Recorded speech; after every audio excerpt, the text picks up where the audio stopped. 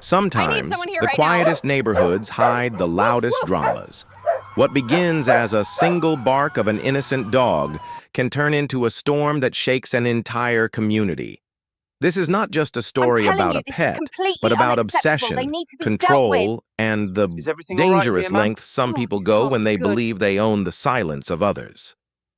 This is the story of a woman who dialed 911 because of a bark, I told and the you chain to of stay events on that your side of followed the would fence! change every life on that street forever. The bark that started it all. The neighborhood had always been calm, a place where leaves rustled louder than conversations, and where even the sound of footsteps at night seemed unusual.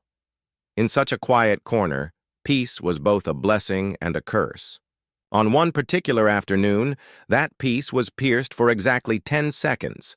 A small dog, excited by a passing squirrel, let out a short burst of barking. It was harmless, ordinary, and over before anyone could even think twice. Yet those 10 seconds became the seed of a storm no one could predict. Living 2 houses down was Karen, a woman known for her sharp eyes and sharper complaints. For her, every noise was an intrusion, every action of her neighbors a personal offense. While others ignored the bark, Karen felt it as a personal attack on the sanctuary of silence she demanded. She paced inside her home, glaring out her window, her mind building the bark into something larger, something intolerable. She reached for her phone, the numbers burned into her memory. Within minutes, the shrill sound of an emergency call echoed through the receiver. With steady conviction, she reported a disturbance. The words came out exaggerated, framed in urgency, as if the dog's bark had been a threat to her very safety.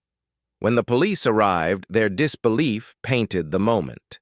With awkward silence, they looked at the small dog wagging its tail, confused why such a trivial sound had been escalated to emergency response. Yet their presence left an imprint on the street. Neighbors peeked from curtains, whispers began, and curiosity bloomed into gossip. The first stone had been thrown into still water, and ripples were spreading. That night, the household with the dog sat in unease. Though they knew their pet had done nothing wrong, the reality of police standing at their door carried weight. They felt the balance of neighborly life shift, and in the shadows of Karen's house, a pair of eyes watched with quiet satisfaction. For her, this was only the beginning. The chapter of peace had ended, and the drama had only just been written into existence. The whispering streets. The next morning, the neighborhood had transformed. Conversations no longer revolved around gardening tips or weekend plans. Instead, hushed voices carried the tale of Karen's call. At first, it was laughter.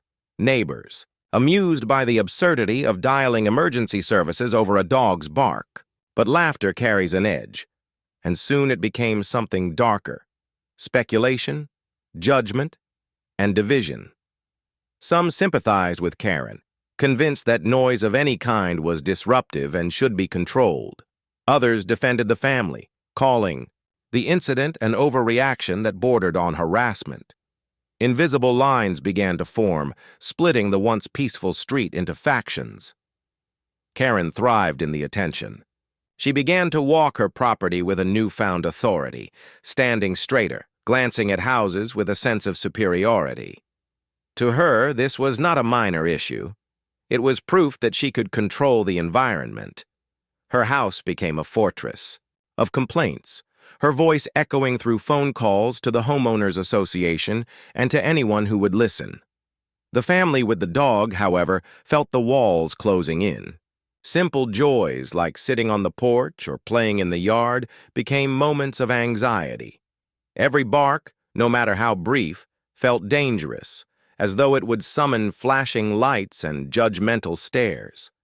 Their dog, once lively and playful, sensed the tension, its tail lowering, its eyes reflecting confusion.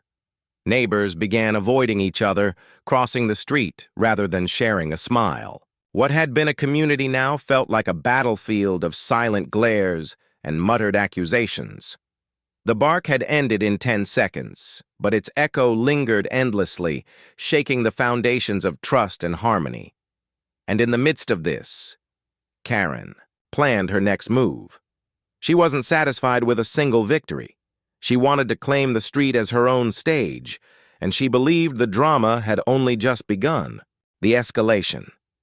The days turned into weeks, and what might have been forgotten continued to grow instead. Karen's obsession deepened.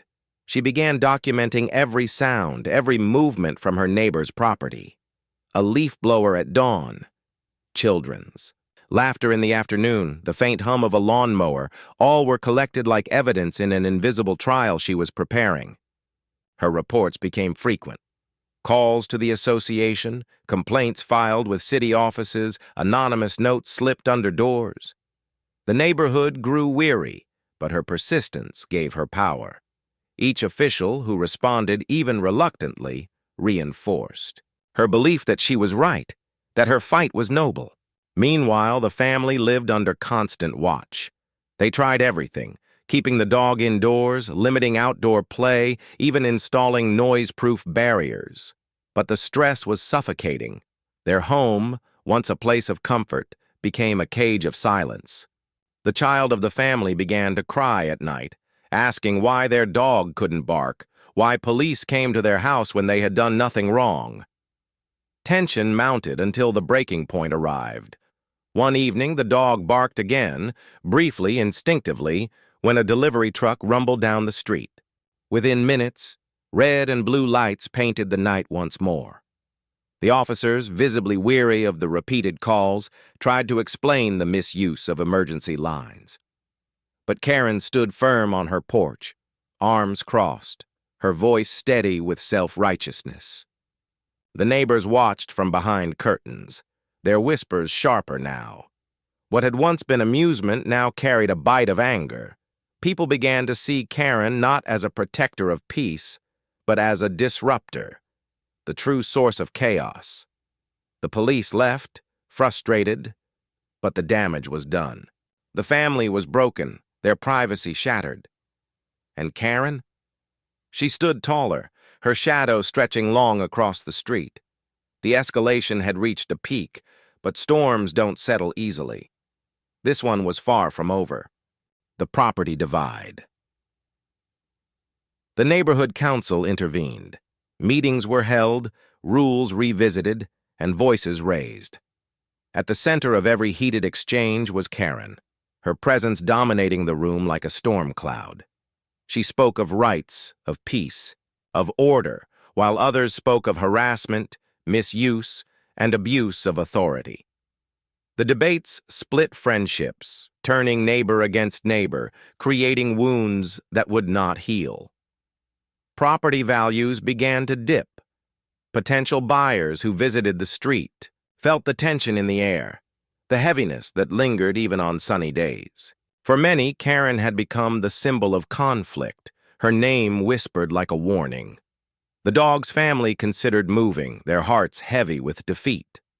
But leaving felt like surrendering, like handing Karen a trophy she did not deserve.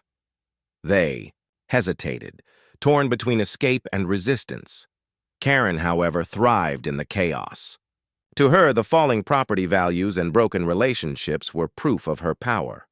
She believed she was reshaping the community, bending it to her will. Her house stood like a fortress of defiance, her windows always lit, her gaze ever watchful.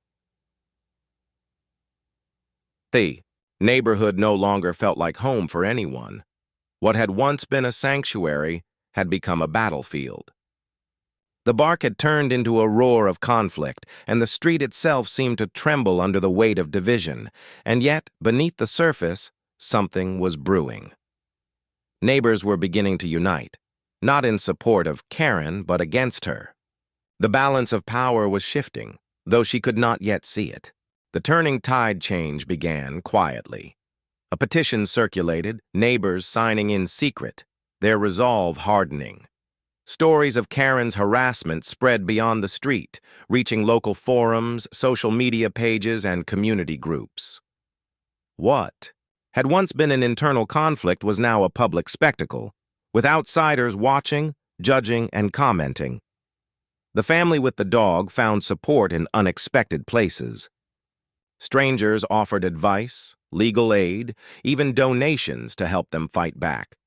For the first time, they felt less alone, their burden shared by voices louder than Karen's complaints. Karen, however, remained unaware of the growing resistance. She continued her crusade, her calls, her endless reports, but cracks began to show. Authorities grew impatient, warning her about false reports. Neighbors no longer avoided her but confronted her with cold stares and closed doors. Her fortress of control was beginning to crumble. The turning point came when a viral post appeared online, detailing the saga of the dog, the bark, and the 911 calls. Photos of police cars, snippets of complaints, and witness accounts painted a picture both absurd and tragic. The internet latched onto the story, branding Karen with the infamous label that spread like wildfire. The bark caller. The street, once divided, began to unite in laughter, mockery, and defiance. Karen's power was waning, and the tide was turning fast. The fall of silence. The storm reached its climax. Karen, now infamous beyond her street, felt the weight of her own actions crashing down. The Homeowners Association stripped her of influence, city officials dismissed her complaints, and neighbors stood openly against her. Her once watchful windows grew dark, her fortress no longer a symbol of power, but of isolation. The family with the dog regained their peace, though scarred by the ordeal. Their pet barked again, freely this time, and the sound was met not with sirens but with smiles. Children played outside, neighbors greeted one another, and slowly, the street healed. Karen remained inside, her voice silenced by the very community she tried to control. The world had turned against her, her reputation destroyed, her name etched into internet history as a cautionary tale. The bark that lasted 10 seconds had sparked a drama that consumed lives, property values, and friendships. It was absurd, tragic, and unforgettable. And as the sun set on the street, the silence returned. Not the silence Karen demanded, but the peace the neighborhood had reclaimed for itself. The story had ended where it began, with a single bark, but its echo would linger forever, a reminder that sometimes the smallest sounds create the loudest consequences.